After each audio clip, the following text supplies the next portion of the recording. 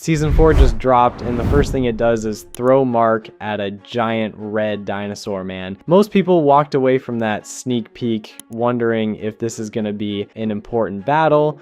Dinosaurus is one of the most genuinely interesting opponents the show has ever introduced, but he still isn't a match for Mark. And understanding exactly why that is shows us the kind of fighter Mark is now better than almost anything else Season 4 can. Let's break down why a fight between Invincible versus Dinosaurus isn't even close. Before we get to Dinosaurus, you need to understand who Mark actually is at this point in the story. Season 4 picks up after Conquest's defeat and the multiverse war. Mark isn't the same person he was in Season 1. He's been through fights that should have killed him multiple times. I will burn this planet down before I spend another minute living among these animals. He's been to space, fought in a war against a species of conquerors, survived encounters with Thrag, the most physically dangerous Viltrumite alive, and come out the other side each time. His power ceiling has been pushed in ways that earlier seasons only hinted at. His speed has increased 65%, his endurance 70%. More importantly,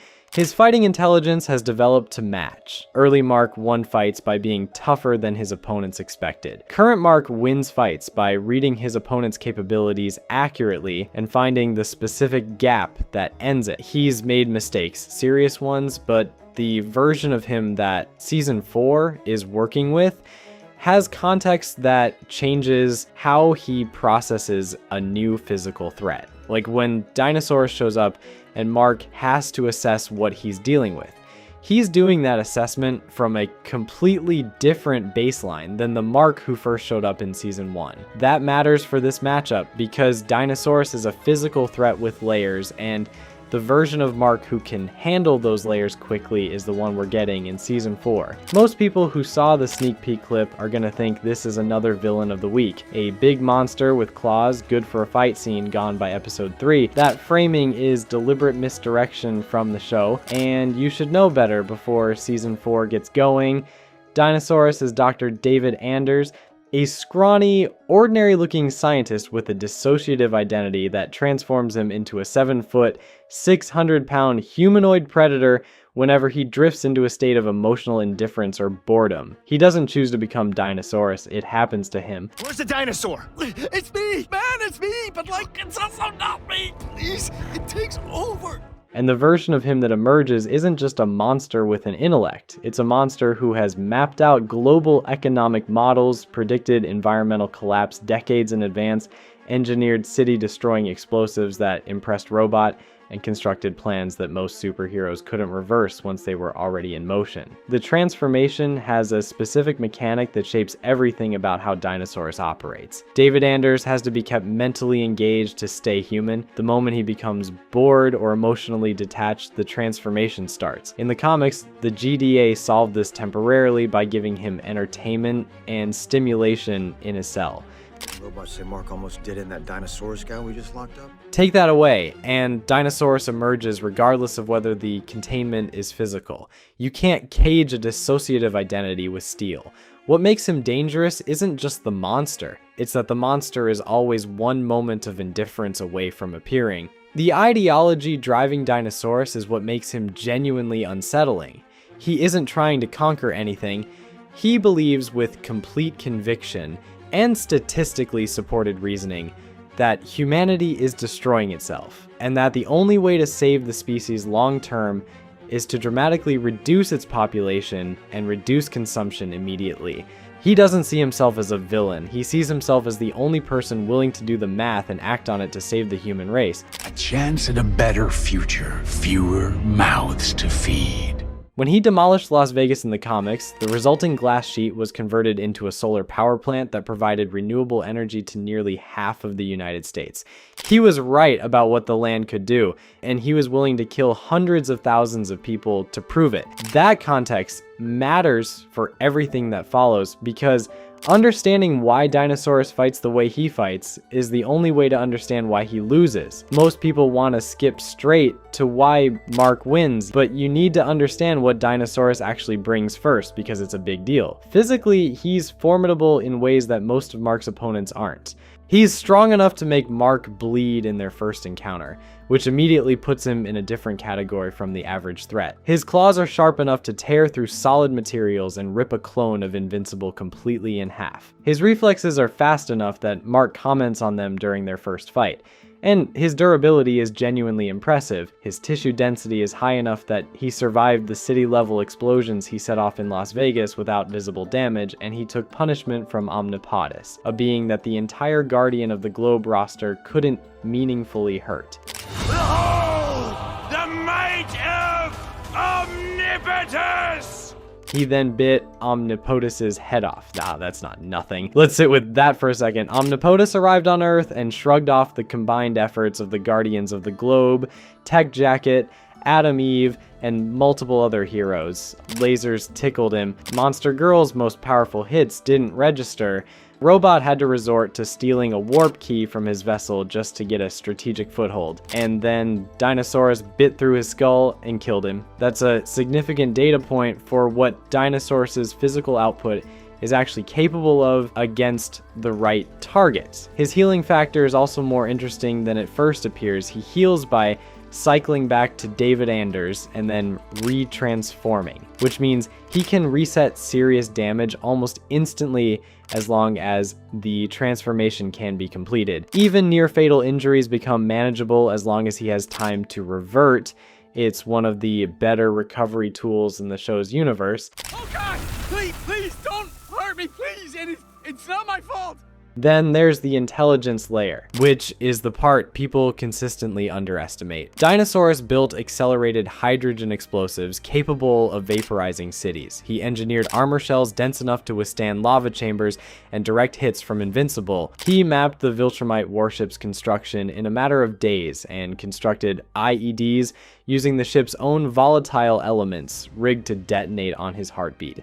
He wired an escape route in case Thrag betrayed Mark, which is exactly what happened, and the plan worked. He predicted the global statistical outcome of the Las Vegas destruction correctly before it happened. He was operating 3 steps ahead of everyone in every scenario, including Thrag, who is far from a stupid adversary. In a fight against most opponents, that combination of physical power and tactical intelligence would be devastating. The problem is that Dinosaurus isn't fighting most opponents. He's fighting Mark Grayson. The first time they fought in the comics, Dinosaurus attacked Mark while Mark was still recovering from conquest. He picked the best possible window to engage a Viltrumite at a disadvantage, and he still lost quickly.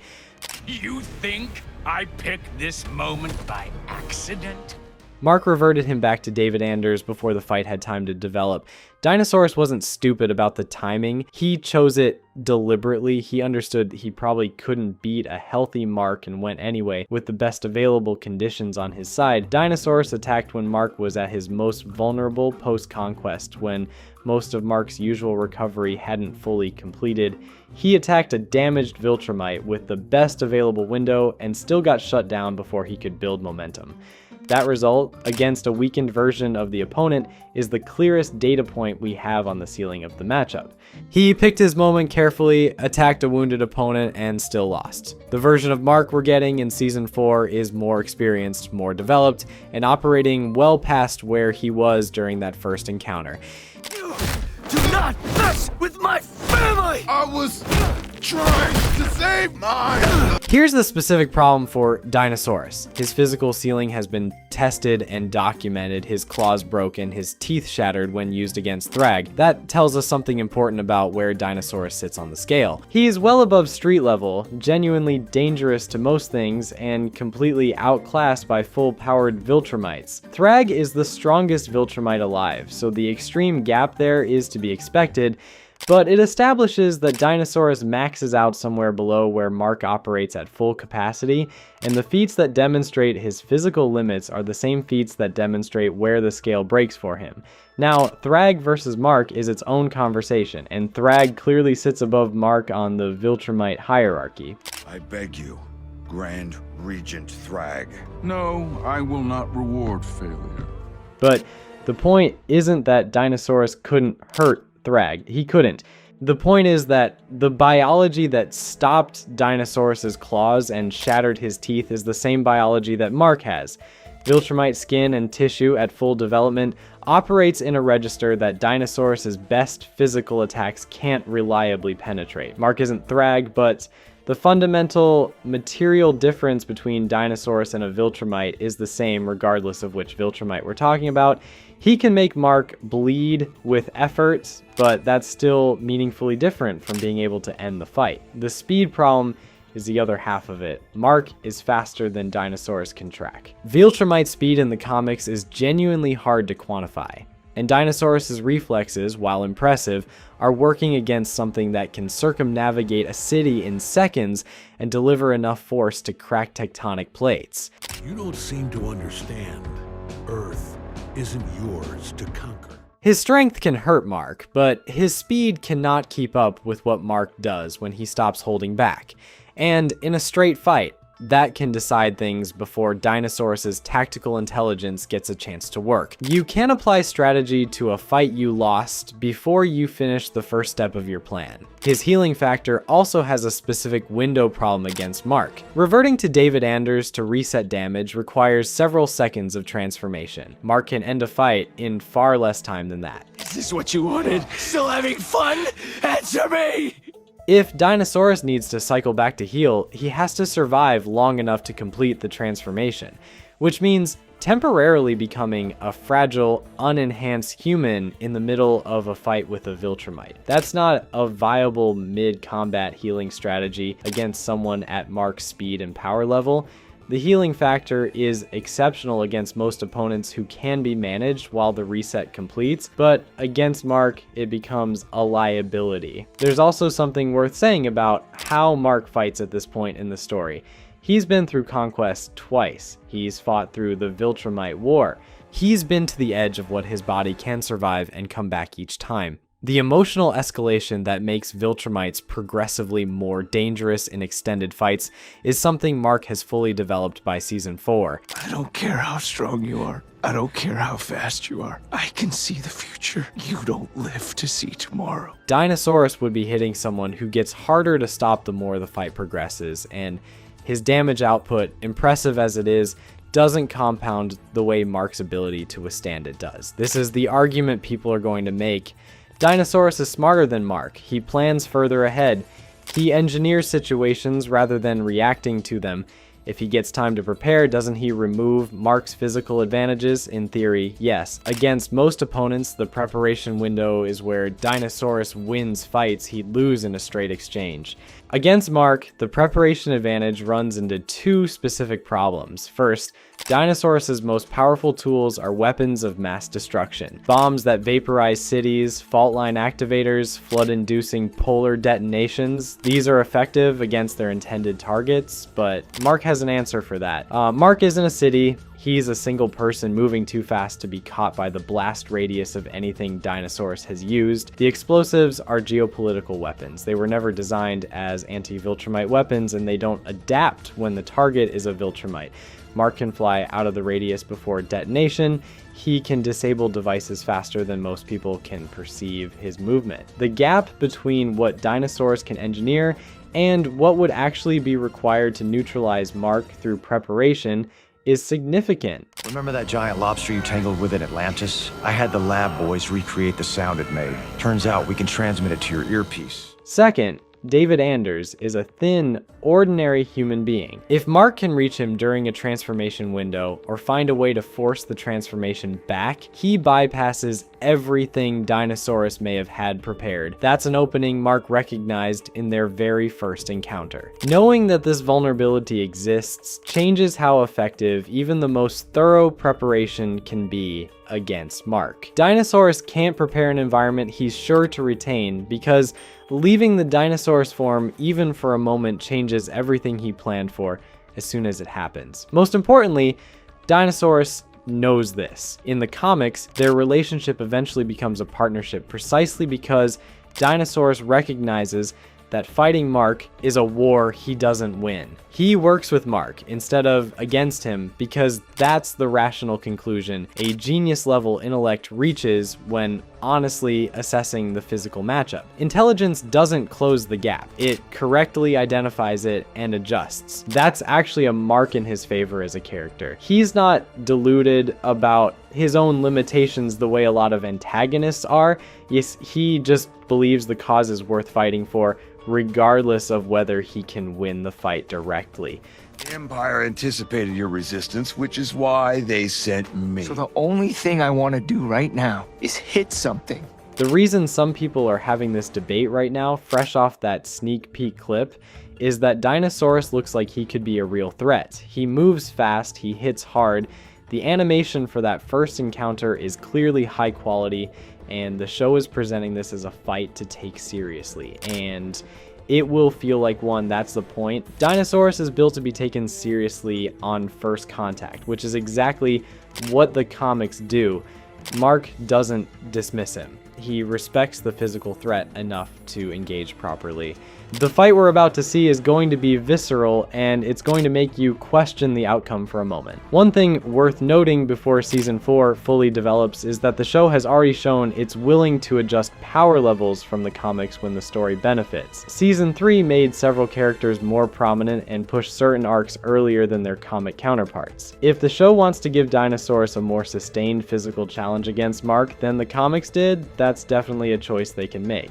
What it wouldn't change is the overall outcome. Even an amped animated version of Dinosaurus still hits a ceiling that Mark's Viltrumite biology clears. The question for the show isn't whether Mark wins, it's how much the fight costs him and what it sets up. The show has also deliberately cast Matthew Rhys in this role, which tells you something about the weight they're placing on the character. Rhys played Philip Jennings in The Americans for 6 seasons, a character whose entire arc was built around ideology versus human connection, a man who believed completely in a cause that the audience gradually understood was destroying everything around him. That casting choice wasn't random. Dinosaurus is a character whose tragedy lives in the same space. He believes he's right. He has data to support it, and he's destroying things that matter in the process of trying to prove it. But once the dust settles in that first fight, the result is the same one the comics delivered. Mark wins. Dinosaurus is genuinely dangerous, and his ideology isn't purely evil or selfish, but his own intelligence is what tells him the fight isn't winnable, and he's smart enough to listen to that conclusion. Horrible stuff, it's killing people. You gotta help me. Here's what makes this more than a power comparison video. The physical fight between Mark and Dinosaurus is settled. What isn't settled, and what Season 4 and beyond is actually about, is whether Dinosaurus is right. He wiped out Las Vegas, hundreds of thousands of people died, and then the area became a solar power plant that provided clean energy to nearly half of the country. The math in a cold utilitarian sense worked out. The economy around rebuilding created jobs, the environmental strain of the city was removed. Dinosaurus predicted all of this in advance, down to the specific outcomes, and the prediction was accurate. Every life you and your friends save today is 10 lost tomorrow. When he blew up part of the Arctic later, his reasoning was the same. The coastline flooding would stabilize global water distribution and prevent a drought-driven famine projected to kill billions within a century. You might disagree with that reasoning, like the numbers he was working from weren't invented. Mark's entire moral framework is built around the idea that you protect people now. You don't sacrifice them for a future they can't consent to and had no hand in creating. He's fought his whole life to stop people from dying when he could help it. So if anyone else ever puts my family or anyone I love at risk, I won't hesitate to kill them. Dinosaurus agrees that people dying is bad. He just thinks the number of people who die matters more than which specific people die, and that making the hard calculation now saves more people later. That's not a stupid argument. It's a deeply uncomfortable one that the show is about to put directly in front of Mark. The physical fight between them in the Season 4 premiere is a preview. The real fight is the one where Dinosaurus makes Mark articulate why the math doesn't work, and whether Mark will try to answer that question or just refuse to engage with it. Mark's history of trying to fix everything immediately, of restoring cities that probably maybe should have been reconfigured of keeping systems running that Dinosaurus would argue are accelerating the collapse is the actual target. The punch that lands in the sneak peek clip isn't the blow that matters. The more important fight in this story was never the physical one, it was the argument Dinosaurus makes to Mark about what saving the world actually costs. And on that one, neither of them get a clean win. If you want the full breakdown of every new threat Mark is facing in Season 4, that video is on screen right now.